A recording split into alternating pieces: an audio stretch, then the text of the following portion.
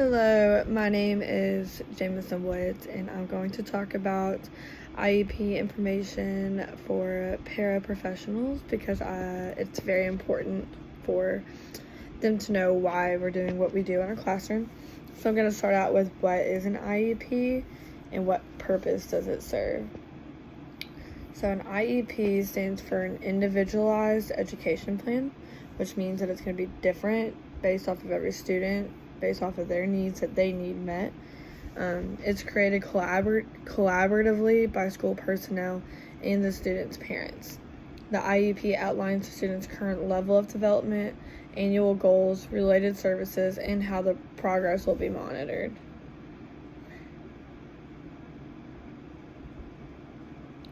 And then who is on the student's IEP team?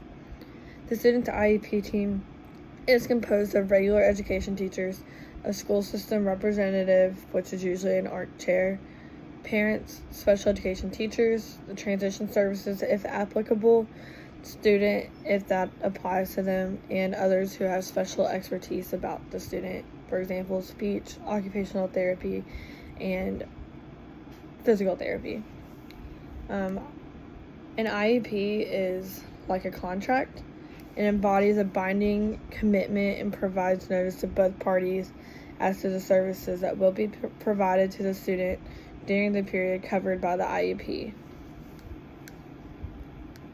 The IEP has many different components, and they are present levels of academic achievement and functional performance, which is a PLAAFP is how you'll see that. And then the second part is challenging, ambitious, and measurable goals. The third is description of special education and related services and supplementary services.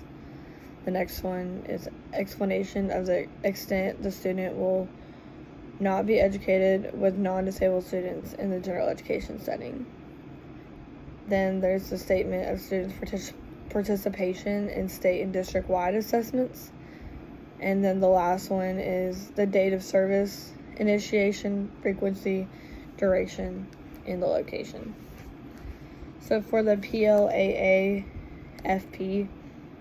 these statements summarize the student's abilities in both academic and functional skill areas if that both of them are applicable, and include how the student's disability affects her involvement in the general education curriculum. The goal area, these goals describe what the student is expected to accomplish in academics and or functional skills in a 12-month period.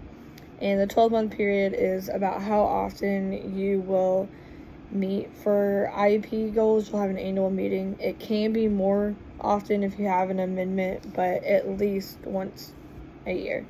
These goals help IEP teams determine whether the student is making educational gains and whether the program is providing meaningful educational benefit. Obviously, if we're not getting anywhere with the student, then we need to reevaluate how we're coming after the goal. For the description of special education and related services, this is a statement of all the educational services that are provided by the school in order to help the student meet her goals.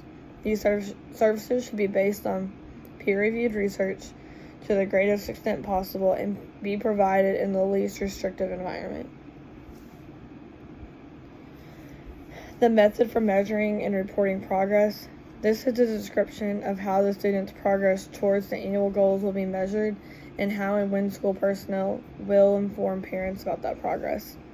A few examples would be quarterly reports that go out with report cards. An explanation of the extent the student will not be educated with non-disabled students in the general education setting. IDEA requires the IEP team to justify any decision that removes the student from the general education setting.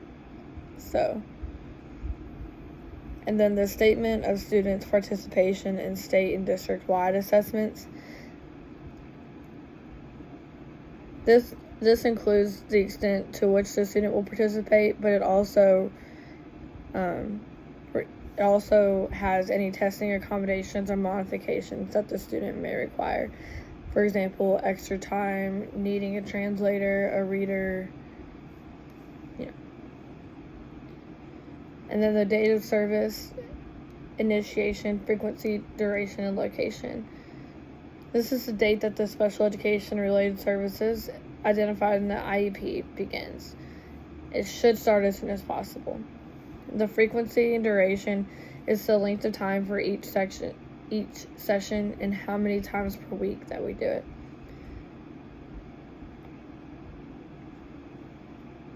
The location where the services or placement also need to be in here.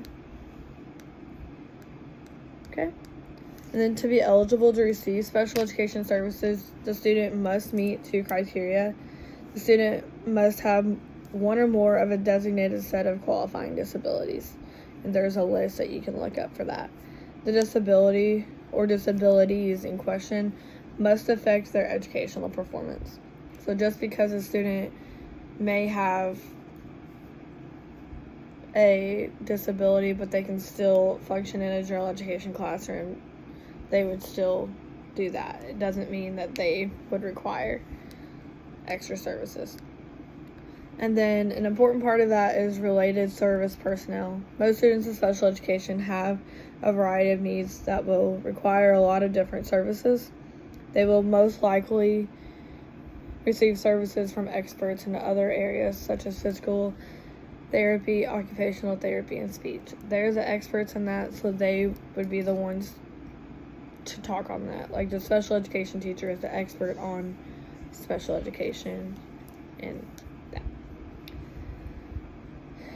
And then a few common errors that are made in IEPs are failing to include all of a student's needs in the PLAAFP, failing to write challenging, ambitious, and measurable annual IEP goals. So this is being very vague, not using SMART goals. Failing to provide special education services that address all the students' educational needs. Placing students for reasons unrelated to their individual needs. Failing to adhere to the continuum of alternate placements. And failing to monitor students' progress. If you're not monitoring the students' progress, then you're not going to be able to come to the IEP meeting and say, we've either regressed, we've progressed, we've met those goals. So it's hard to determine what's next if you're not coming to the meeting prepared with the amount of information that you need. And I mentioned the IEPs are annually. They at least need to happen once a year.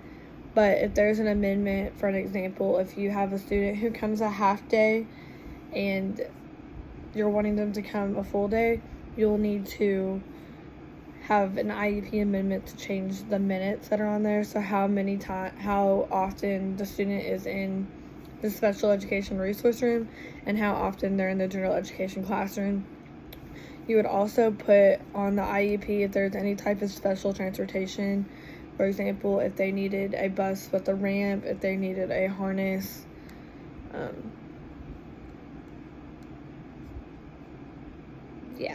And when doing goals, it's important to make goals that are specific, measurable, applicable, relevant, and that make sense in time, the time that you're working on the goals. And it's important that everybody knows about the IEP, not just the special education teacher, because even when they are in the general education classrooms, it's important that they're getting the resources that they need and the extra support that they need to be successful in those rooms. So if there's certain things that they need in the classroom, it either needs to be taken from the resource room or extended time needs to happen. So it's important to make sure that general education, special ed, parents, the school are all on the same page when it's coming to these students.